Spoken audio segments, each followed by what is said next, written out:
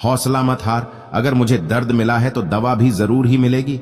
श्री कृष्ण की यह वाणी हमें सिखाती है कि जीवन में चाहे कितनी भी मुश्किलें क्यों ना आए, हमें कभी भी हार नहीं माननी चाहिए। हमें हमेशा आशावादी रहना चाहिए और सकारात्मक सोच रखनी चाहिए। हर दर्द के साथ एक दवा भी आती है। हमें बस धैर्य रखना होगा और सही समय का इंतजार करना होगा। जब समय आएगा तो हमें अपनी समस्याओं का समाधान मिल जाएगा। जीवन में उतार चढ़ाव आते रहेंगे। हमें इन चुनौतियों का सामना डटकर करना चाहिए और कभी भी हार नहीं माननी चाहिए। हमें अपने आप पर विश्वास रखना चाहिए और अपनी क्षमताओं पर भरोसा करना चाहिए। जब हम खुद पर विश्वास करते हैं तो हम किसी भी मुश्किल परिस्थिति को पार कर सकते हैं। लोगों का मुंह बंद करवाने से अच्छा है अपने कान बंद कर लो। श्री कृष्ण कहते हैं कि हमें दूसरों की नकारात्मकता से खुद को बचाने के लिए अपने कान बंद कर लेना चाहिए। दुनिया में कई तरह के नकारात्मक लोग होते हैं। ये लोग हमेशा दूसरों की बुराई करते रहते हैं। यदि हम इन लोगों की बातें सुनेंगे तो हमारे मन में नकारात्मक विचार पैदा होंगे। यदि हम लोगों की बातों पर ध्यान देंगे तो लाइफ में कभी आगे नहीं बढ़ पाएंगे। इसलिए लोगों की बातों पर ध्यान ना देकर अपने लक्ष्य पर ध्यान केंद्रित करना चाहिए। पैसों से व्यक्ति धनवान नहीं है, असली धनवान तो वह है जिसके पास अच्छे विचार, अच्छी सोच और मधुर व्यवहार होता है। श्री कृष्ण भगवान कहते हैं, पैसा यह एक ऐसा शब्द है जो हर किसी के जीवन में महत्वपूर्ण भूमिका निभाता है।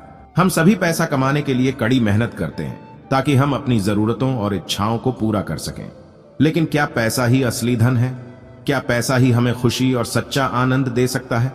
भगवान कृष्ण हमें सिखाते हैं कि असली धन पैसा नहीं बल्कि अच्छे विचार, अच्छी सोच और मधुर व्यवहार है। जब हमारे पास ये गुण होते हैं तो हम जीवन में सच्ची खुशी और सफलता प्राप्त कर सकते हैं। हमारे विचार हमारे जीवन की दिशा तय करते हैं। जब हमारे विचार अच्छे होते हैं तो हम सकारात्मक सोचते हैं और सही निर्णय लेते हैं। अच्छे विचार हमें जीवन में आगे बढ़ने और सफलता प्राप्त करने में मदद करते हैं। अच्छी सोच का अर्थ है कि हम दूसरों के प्रति दयालु और सहानुभूति रखते हैं। हम दूसरों की मदद करने और उन्हें खुशी देने के लिए प्रयास करते हैं। अच्छी सोच हमें एक बेहतर इंसान बनाती है और हमें जीवन में सच्चा आनंद देती है। मधुर व्यवहार का अर्थ है कि हम दूसरों के साथ प्यार और सम्मान से पेश आते हैं। हम हमेशा विनम्र और सभ्य रहते हैं। मधुर व्यवहार हमें दूसरों के साथ अच्छे संबंध बनाने में मदद करता है और हमें जीवन में सफलता प्राप्त करने में मदद करता है। भगवान कृष्ण हमें सिखाते हैं कि पैसा केवल एक साधन है जो हमें अपनी जरूरतों और इच्छाओं को पूरा करने में मदद करता है, लेकिन यह असली धन नहीं है। असली धन अच्छे विचार, अच्छी सोच और मधुर व्यवहार है। वाणी में बहुत ताकत होती है। मीठा बोलने वालों की मिर्ची भी बिक जाती है और तीखा बोलने वालों का शहद भी नहीं बिकता। कृष्ण जी कहते हैं कि वाणी में अद्भुत शक्ति होती है। मीठे शब्दों से हम किसी का भी मन जीत सकते हैं, जबकि कड़वे शब्दों से हम रिश्तों को बिगाड़ सकते हैं। मीठा बोलने वाले व्यक्ति की मिर्ची भी बिक जाती है, जबकि कड़वा बोलने वाले का शहद भी नहीं बिकता। भगवान कृष्ण जी कहते हैं कि हमें हमेशा मीठे बोलने का प्रयास करना चाहिए। कड़वे शब्दों का प्रयोग कभी भी नहीं करना चाहिए। मीठे बोलों से हम दूसरों का मन जीत सकते हैं और उन्हें अपने विचारों से सहमत कर सकते हैं। मीठे शब्द दूसरों में विश्वास और स्नेह पैदा करते हैं। जब हम मीठा बोलते हैं तो लोग हम पर भरोसा करते हैं और हमारे साथ खुलकर बात करते हैं। दोस्तों, आगे बढ़ने से पहले दिल से सब्सक्राइब जरूर करें। दिखावे से तो केवल लोगों को खुश किया जा सकता है, भगवान तो केवल नियत देखते हैं। दिखावा का अर्थ है कि हम वास्तव में जो हैं उससे अलग दिखने का प्रयास करना। हम दिखावे के लिए झूठ बोल सकते हैं, अपनी गलतियों को छुपा सकते हैं या दूसरों को प्रभावित करने के लिए अपनी उपलब्धियों को बढ़ा चढ़ाकर पेश कर सकते हैं। दिखावे का हमारे जीवन पर नकारात्मक प्रभाव पड़ सकता है। यह हमें तनाव और चिंता में डाल सकता है। यह हमारे रिश्तों को नुकसान पहुंचा सकता है। यह हमें गलत निर्णय लेने के लिए प्रेरित कर सकता है। भगवान हमारी आत्मा को देखते हैं, हमारे बाहरी रूप को नहीं। वे हमारे कर्मों और नियत को देखते हैं। वे जानते हैं कि हम वास्तव में कौन हैं। हमें सदा सत्य और कर्म के मार्ग पर चलना चाहिए। हमें दिखावे से बचना चाहिए और हमेशा दूसरों के प्रति दयालु और उदार रहना चाहिए। हमें अपने कर्मों पर ध्यान देना चाहिए और भगवान की भक्ति में लीन रहना चाहिए। भगवान कृष्ण ने हमें सिखाया है कि हमें सदा सत्य और कर्म के मार्ग पर चलना चाहिए। हमें दिखावे से बचना चाहिए और हमेशा दूसरों के प्रति दयालु और उदार रहना चाहिए। हमें अपने कर्मों पर ध्यान देना चाहिए और भगवान की भक्ति में लीन रहना चाहिए। मकान तो बन जाएगा सिर्फ 4 दीवारों से, पर घर तो बनता है स्नेह, समझ और समझदारी से। श्री कृष्ण कहते हैं कि मकान एक निर्जीव चीज है। जो ईंट, पत्थर और सीमेंट से बनती है। यह हमें सुरक्षा और आश्रय प्रदान करता है, लेकिन यह खुशी और प्रेम नहीं दे सकता। घर सिर्फ 4 दीवारों से नहीं बनता है। घर बनता है प्यार, स्नेह, समझ और समझदारी से। जब परिवार के सदस्य एक दूसरे से प्यार करते हैं, एक दूसरे की भावनाओं को समझते हैं और एक दूसरे के साथ समझदारी से पेश आते हैं, तभी घर बनता है। श्री कृष्ण कहते हैं, हमें सिर्फ मकान बनाने पर ध्यान नहीं देना चाहिए, हमें घर बनाने पर भी ध्यान देना चाहिए। घर बनाने के लिए हमें प्यार, स्नेह, समझ और समझदारी का विकास करना चाहिए। जीवन में खुद की बुराइयां सुनना भी बेहद जरूरी है, क्योंकि रोज तारीफ ही सुनोगे तो कभी आगे नहीं बढ़ पाओगे। श्री कृष्ण भगवान कहते हैं कि हम अक्सर दूसरों की बुराइयां सुनने के लिए तैयार रहते हैं, लेकिन खुद की बुराइयां सुनने से डरते हैं। हमें लगता है कि अगर हम अपनी बुराइयां सुनेंगे तो हमारा आत्मविश्वास कम हो जाएगा, लेकिन यह सच नहीं है। खुद की बुराइयां सुनना असल में एक बहुत ही महत्वपूर्ण गुण है। यह हमें अपनी कमियों को पहचानने और उन्हें सुधारने में मदद करता है। जब हम अपनी बुराइयां सुनते हैं तो हमें यह पता चलता है कि हमें कहां सुधार करने की आवश्यकता है। जो व्यक्ति हमेशा तारीफ ही सुनता है वह कभी भी आगे नहीं बढ़ पाता है।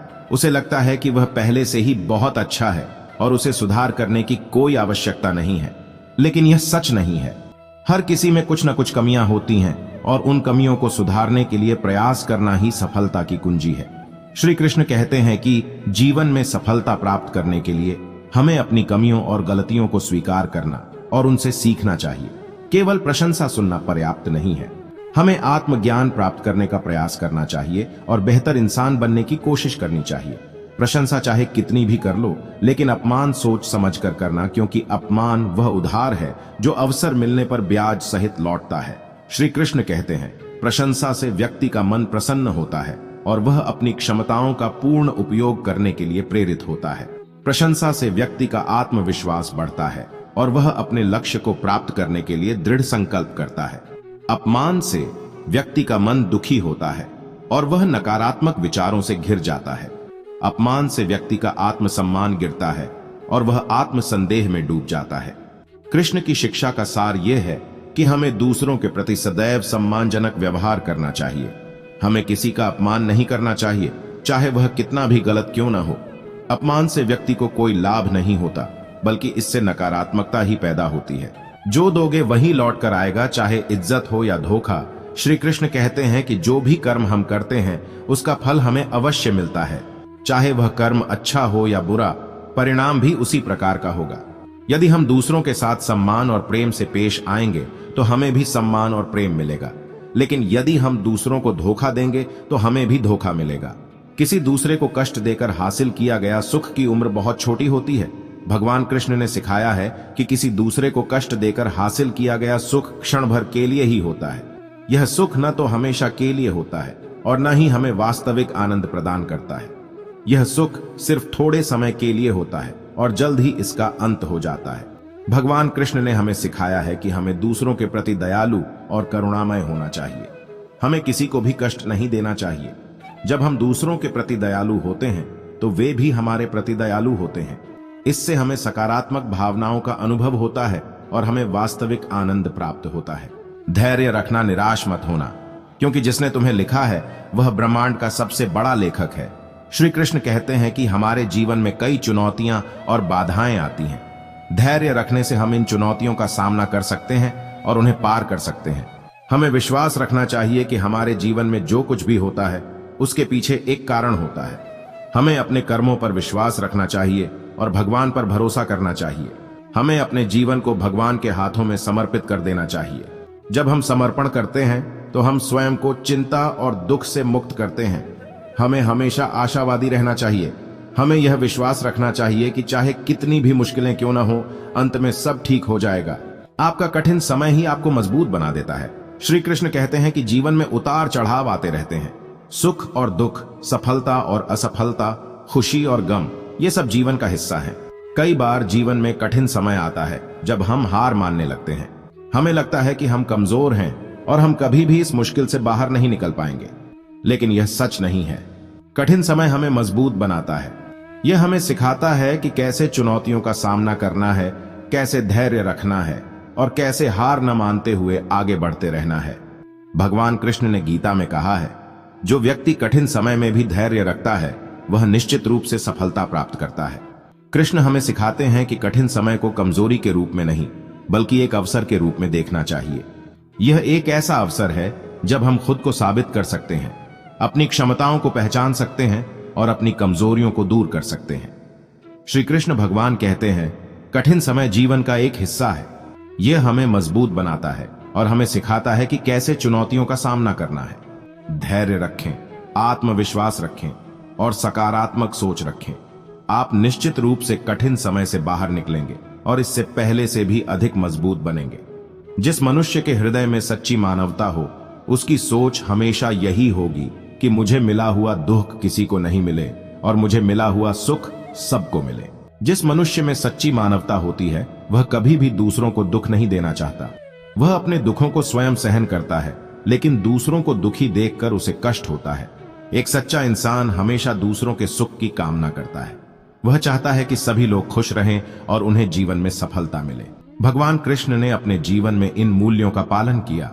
उन्होंने हमेशा दूसरों की मदद की और उन्हें दुखों से मुक्ति दिलाई। उन्होंने गरीबों, वंचितों और पीड़ितों की सहायता के लिए अपना जीवन समर्पित किया। आज के समय में जब स्वार्थ और लालच बढ़ रहा है, यह कथन हमें एक महत्वपूर्ण संदेश देता है। हमें सच्ची मानवता का मार्ग अपनाना चाहिए और दूसरों के प्रति दया और सहानुभूति दिखानी चाहिए। दोस्तों, आपने यहां तक वीडियो देखी है तो मुझे विश्वास है कि आप हमें जरूर सब्सक्राइब करेंगे और कमेंट में जय श्री कृष्ण जरूर लिखें। दोस्तों, मिलते हैं नेक्स्ट वीडियो में। Thank you for watching.